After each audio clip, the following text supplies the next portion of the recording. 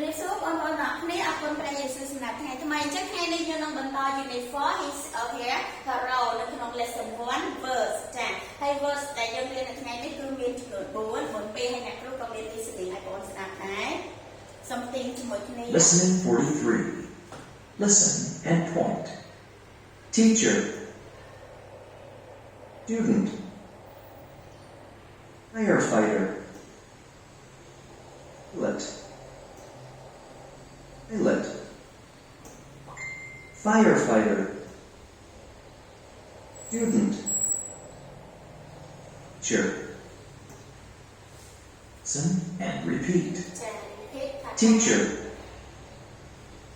Student. Firefighter. Pilot. ចាអរគុណច្រើនបងប្អូនចឹងពាក្យទាំង4នៅថ្ងៃនេះគឺអ្នកគ្រូក៏មានបកប្រែជាភាសាខ្មែរដូចគ្នាចាអញ្ចឹងពាក្យទី1 number 1 teacher ចា teacher ថ្នាក់ពាក្យជានាមដែលយើងបកប្រែជាភាសាខ្មែរថាគ្រូបងរៀនអញ្ចឹងមិនថាគ្រូបងរៀននោះជាប្រុសឬក៏គ្រូបងរៀននោះជាមនុស្សស្រីទេគឺយើងប្រើពាក្យភាសាអង់គ្លេសថា teacher ដែលខ្មែរយើងគឺគ្រូបងរៀនចា teacher ដូចជាអ្នកគ្រូគឺជា teacher I am a teacher ចាទី2 student ណាពាក្យជានាមដូចគ្នាគឺបកប្រែជាភាសាខ្មែរថាសិស្សដូចគ្នាមិនថាសិស្សនឹងគាត់ជាសិស្សស្រីឬក៏សិស្សប្រុសទេគឺភាសាអង់គ្លេសយើងគឺ student number 3 firefighter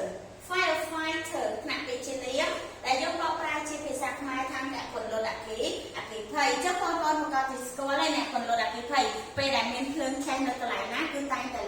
ឡានលឺសរែងឡានតបហើយក៏ដូចជាមានអ្នកក្រុមការងារដែលគាត់ស្លៀកឯកសណ្ឋានបែបនេះគាត់ទៅឲ្យដើម្បីជួយសង្គ្រោះជីវិតដែរ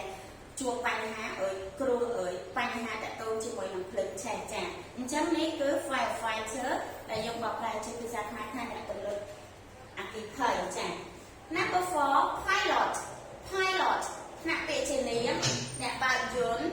ហោះចា pilot ណាពាក្យជានាមអ្នកបើកយន្តហោះអញ្ចឹងបងប្អូនខ្លះឃើញអ្នកដែលគាត់ធ្វើការនៅលើលើយន្តហោះណាដែលគាត់ជាអ្នកនេះរូបរាងតូចបន្តិចចាគឺយើងភាសាអង់គ្លេសយើងអានថា pilot ដែលភាសាខ្មែររបស់យើងគឺអ្នកបើកយន្តហោះចាអរគុណច្រើនបងប្អូនទាំងអស់គ្នាអ្នកគ្រូមានមេរៀនខ្លីប៉ុណ្ណឹងហើយសង្ឃឹមថាទៅផ្ទះវិញបងប្អូននឹងរៀនអានបន្ថែមក៏ដូចជាបង្កើតប្រយោគដូចជាយើងខ្លះរៀនណា I am ឬក៏ he is អីចឹងទៅឧទាហរណ៍ដូចជាយើងអាចធ្វើ she is a teacher I am a student he is a firefighter he is a pilot អីចឹងទៅចាពេលដែលយើងចេះពាក្យយើងចេះបង្កើតល្បះគឺប្រយោគផងដែរអរគុណច្រើនអ្នកគ្រូ